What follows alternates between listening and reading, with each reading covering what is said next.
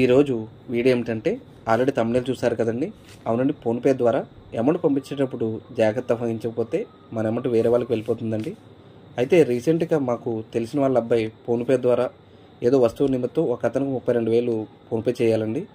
అయితే ఆ అబ్బాయి అతనికి ఫోన్పే నెంబరు పంపించమని మెసేజ్ చేయమన్నాడు.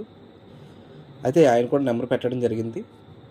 అయితే ఆ అబ్బాయి ఫోన్పే ద్వారా 32,000 పంపించడం జరిగిందండి. కానీ ఆ అమౌంట్ మాత్రం ఆయనకు వెళ్ళలేదు. కానీ ఇక్కడ ఫోన్పేలో అమౌంట్ మాత్రం సక్సెస్ అయినట్టు చూపిస్తుంది. అలాగే నెంబర్ కూడా సేమ్ నెంబర్ అండి. అయితే ఈ అమౌంట్ ఏమైనట్టు అని మీరు కూడా షాక్ అయ్యారు కదా. నిజంగా నేను కూడా షాక్ అయ్యానండి ఈ విషయం తెలిసినప్పుడు. అయితే ఫోన్పేలో ఏం జరిగిందంటే అమౌంట్ పంపించిన అబ్బాయి ఉన్నాడు కదండి, అబ్బాయి కనీసం అతని పేరు కూడా అడగకుండా అమౌంట్ కొట్టేశాడు. ఎందుకంటే నెంబర్ పెట్టింది అతనే కదా, కరెక్ట్గా పెట్టి ఉంటాడులే అని అతి నమ్మకం ఎక్కువైపోయి చెప్పడం జరిగింది. అయితే అసలు మ్యాటర్ ఏం జరిగిందంటే ఫోన్పే ఆ అబ్బాయి ఫోన్పే నెంబర్ కొట్టినప్పుడు ఆ అబ్బాయికి 2 పేర్లు చూపించడం జరిగింది. నిజానికి 2 పేర్లు కూడా అతనివే అనుకొని కొట్టవలసిన నెంబర్కి మానేసి రాంగ్ నెంబర్కి అమౌంట్ 32,000 ఉంది కదండి, ఆ 32,000 పంపించడం జరిగింది. అయితే షాక్ అయ్యారు కదా మీరు. అవునండి, నిజంగా నేను కూడా షాక్ అయ్యాను. ఎలా జరిగిందని నేను కూడా చాలా ఆలోచించాను.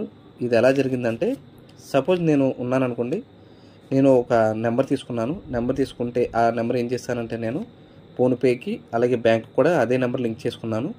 లింక్ చేసుకున్న తర్వాత ఆ నెంబర్ ఏం చేశానంటే నేను ఒక 6 మంత్ తర్వాత 1 ఇయర్ తర్వాత వాడడం మానేశాను. అయితే అది వాడడం మానేసిన తర్వాత ఆ నెంబరు కంపెనీ వాడు ఏం చేస్తాడంటే డీయాక్టివేట్ చేసేసి వేరే వాళ్ళకి ఇచ్చేస్తాడు. అయితే వేరే వాళ్ళు ఉన్నారు కదండి, ఆ వేరే వాళ్ళు ఏం చేస్తారంటే అదే ఆ నెంబర్ ఉంది కదా, ఆ నెంబర్ని బ్యాంక్కి అలాగే ఫోన్పేకి కూడా లింక్ చేసుకున్నారు.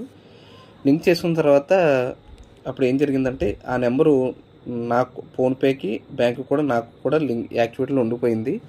అలాగే కొత్తగా సిమ్ తీసుకున్నాడు కదా, వాళ్ళకు కూడా బ్యాంక్కి ఫోన్పేకి కూడా అదే నెంబరు సేమ్ నెంబర్ లింక్ అయిపోయింది. అయితే అందువల్ల వాళ్ళకి ఇందాక ముందు చెప్పాను కదా స్టార్టింగ్లో మాకు తెలిసిన వాళ్ళ అబ్బాయికి జరిగిందని, వాళ్ళు కూడా ఫోన్పేలో 2 నేమ్స్ చూపించాయి. తెలియకి ఆ అమౌంట్ వేరే వాళ్ళకి సెండ్ చేసేసారు. కానీ దీనిలో మాత్రం తప్పు ఎవరిదంటే పంపిన వాళ్ళది అలాగే ఫోన్పే వాళ్ళది కూడా 100% తప్పు ఉంది. ఎందుకంటే ఫోన్పేలో ఆ ఎర్రర్ చూసుకొని వాళ్ళు సరి చేసుకోవాలి. ఎందుకంటే అమౌంట్ ఎవరికి ఊరికనైతే రాదు కదండి. అలాగే పంపించే అబ్బాయి కూడా చూసుకోవాలి, 1కి 2 సార్లు చూసుకోవాలి. అమౌంట్ పేరు అవునా కదా, నెంబర్ కరెక్టా కదా అని చూసుకోవాలి. అది కూడా చూసుకోకుండా అమౌంట్ పంపించడం జరిగింది. దీన్ని బట్టి మనకి ఏమర్థమైందంటే ఫోన్పే నుండి అలాగే యూపీఐ పేమెంట్స్ నుండి అలాగే బ్యాంక్ నుండి మనం అమౌంట్ పంపించేటప్పుడు 1కి 4 సార్లు ఆ నెంబర్ కరెక్టా కాదా, ఆ పేరు కరెక్టా కాదా తెలుసుకొని పంపించుకోవడం మంచిదండి. ఎందుకంటే మన గుండు సార్ చెప్పారు కదండి, డబ్బులు ఊరికనే రావని. నేను కూడా అదే చెప్తున్నాను, డబ్బులు ఊరికనే రావు. ఇదంతా జరిగిన తర్వాత అమౌంట్ కట్ అయింది కదండి. అమౌంట్ కట్ అయిన తర్వాత ఆ అబ్బాయి ఫోన్పే కస్టమర్ కేర్ ఉంటుంది కదా, ఫోన్పే కస్టమర్ కేర్కి చేయడం జరిగింది. అయితే ఫోన్పే కస్టమర్ కేర్ చేసిన తర్వాత వాళ్ళు కూడా ఎటువంటి రెస్పాండ్ అవ్వలేదు. వాళ్ళు కూడా మాకు సంబంధం లేదన్నట్టే మాట్లాడారంట.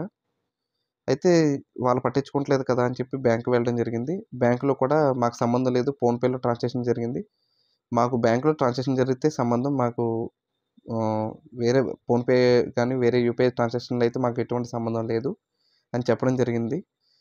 అయితే ఏం చేయాలో తెలియక కనీసం ఆ అమౌంట్ అయినా ఎక్కడ కట్ అయిందని ఆరా తీయగా గుజరాత్కి సంబంధించి పలానా బ్యాంకులో అమౌంట్ క్రెడిట్ అవ్వడం జరిగింది అని చెప్పారు. కానీ వాళ్ళు ఎవరో కూడా తెలియదు మనకి. అంతే, కనీసం కంప్లైంట్ కూడా తీసుకోక ఏం చేయాలో తెలియక ఇంకా అమౌంట్ వదులుకోవడం జరిగింది ఆ అబ్బాయి.